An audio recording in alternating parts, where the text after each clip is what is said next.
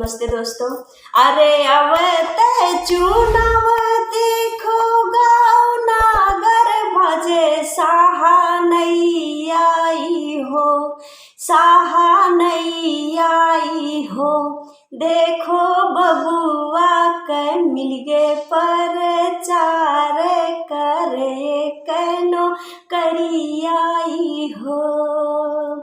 देखो बबुआ के मिल गे परचार करावे कनो करी आई हो। मिली हाई खाना दारू और ही 500 रुपया हो। मिली हाई खाना दारू और ही 500 रुपया हो। देखो बबुआ के मिल गे परचार करावे कनो करी आई हो।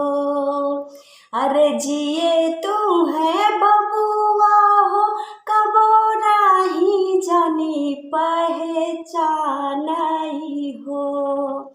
अब तुहु काओ अपन निशानी खूब ही समझावे, बहुत फुसलावई हो।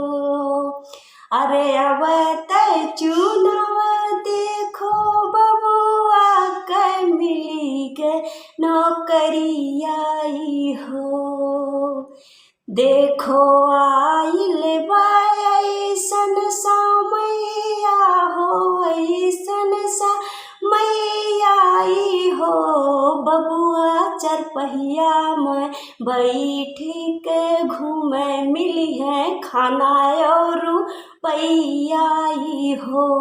बबुआ चरपहिया में बैठी के घूमे मिली है खाना और रुपया हो।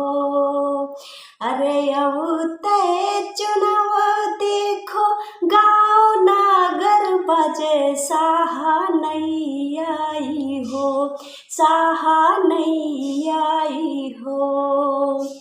जो जीती जई है चुनाव तू है ना पहचानी है, तू है ना पहचानी हाई हो। बबुआ बनी के विधायक चला जई है, काम नाही सुनी है, खोजे नाही मिली हाई हो। बबुआ बनी के विधायक चला जई है, काम नाही सुनी है, खोजे नाही मिली हाई हो।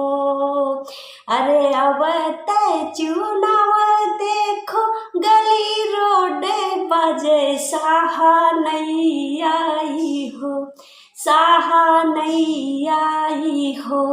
देखो बबुआ के मिल गे परचार करावे कनो करी आई हो। देखो ऐसन समय देखो आइल 10 दिन के खुशहाली, 10 दिन के खुशहाली हो।